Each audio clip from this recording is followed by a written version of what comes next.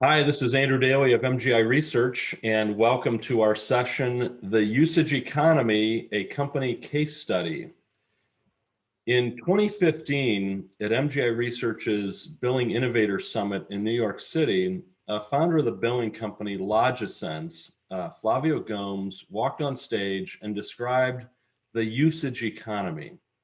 Today, 6 years later, usage and consumption-based models are gaining wider traction.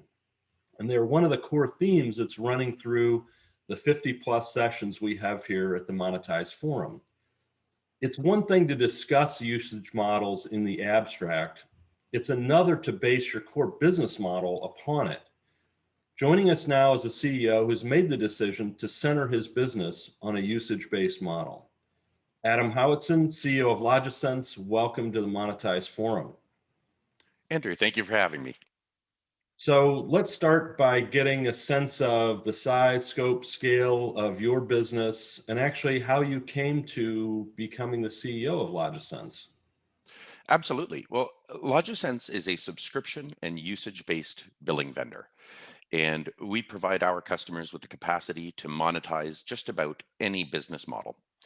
And LogiSense is a fascinating company for me. I spent the first 20 years or so of my career at a large enterprise information management vendor called OpenText, and had the opportunity to see everything from business process management to e-commerce to core content management and all manner of core enterprise systems that power the business. And the one common thread throughout any technological practice in business is you're going to be required to monetize your efforts at some point.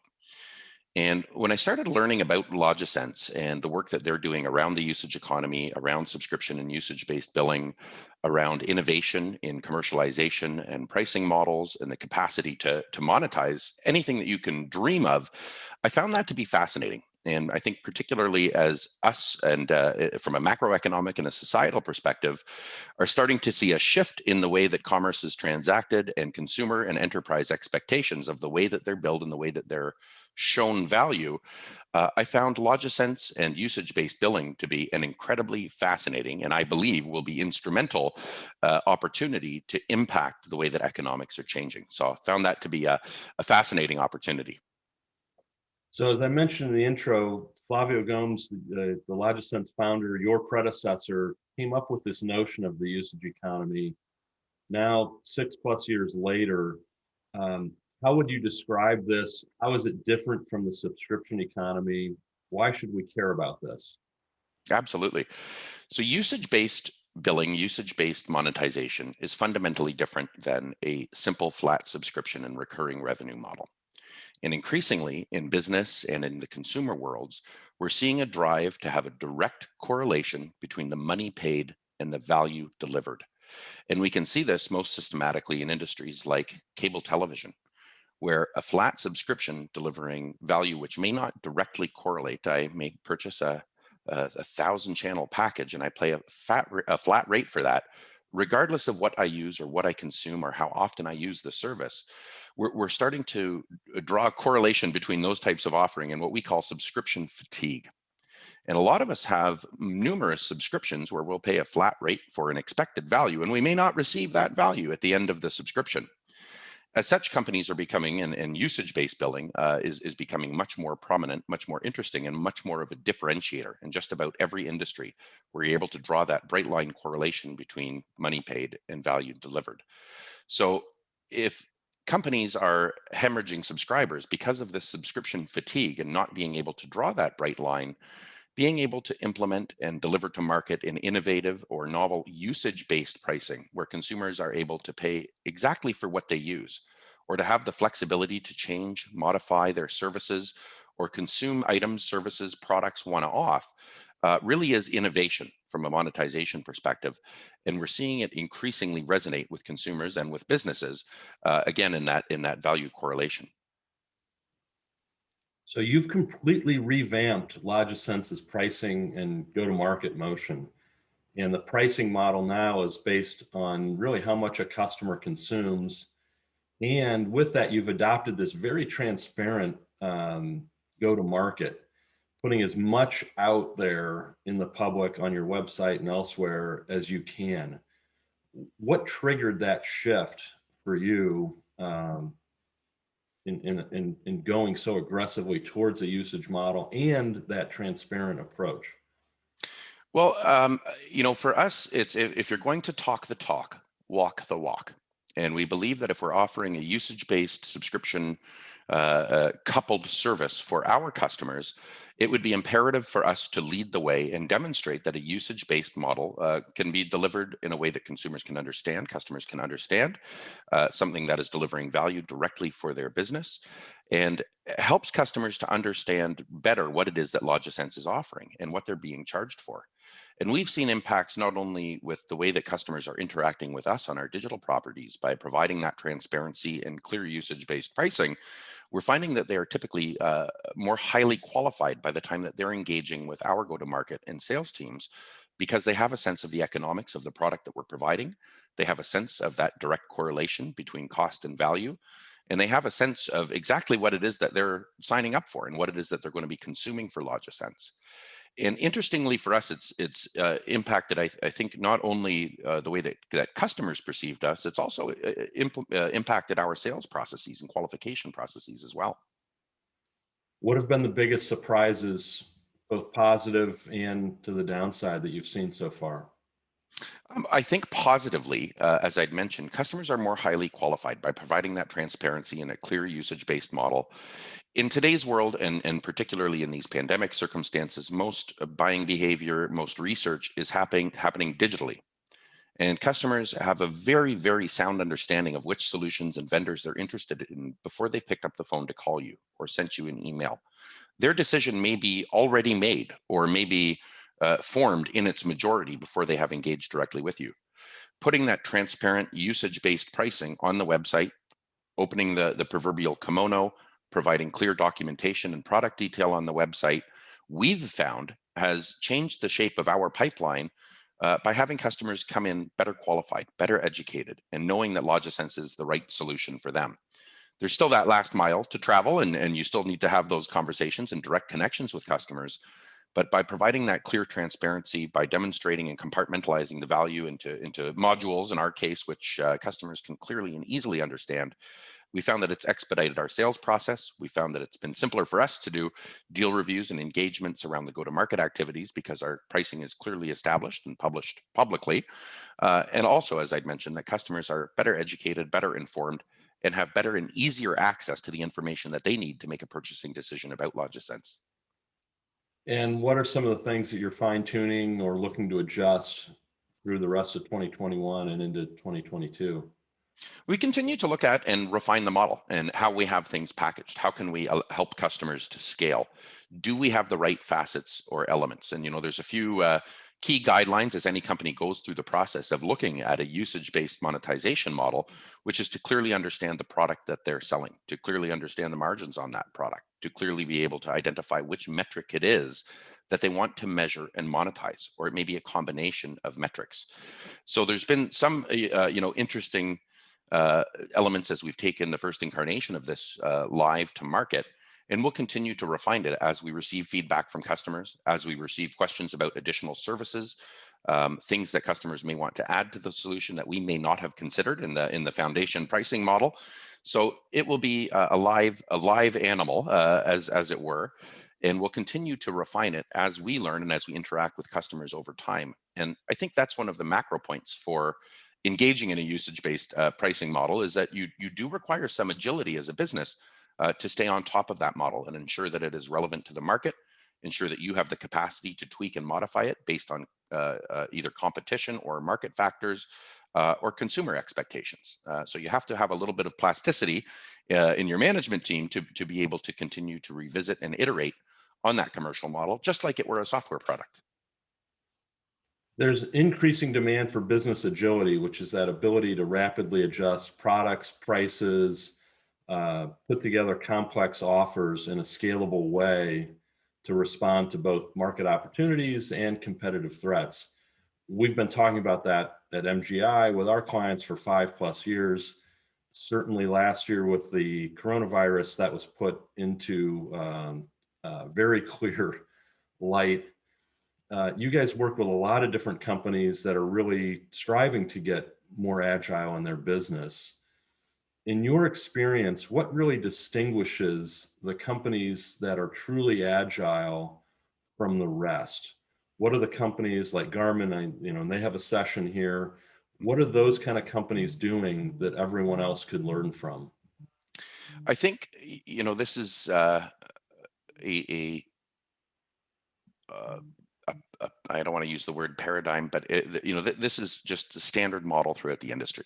And the companies that struggle the most with agility are usually hampered by the business teams at the company. Your engineers, your product managers, your marketing teams desire to be agile. But I found typically it is the management layer who relies on a very formulaic, programmatic waterfall style. When will it be delivered? What will it be? How can I have it? And without those firm details, I won't be able to execute on the go-to-market or business planning.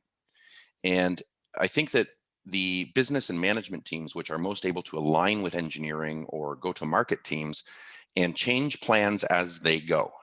You imagine the development triangle where you have scope, quality, and resources. You can move one.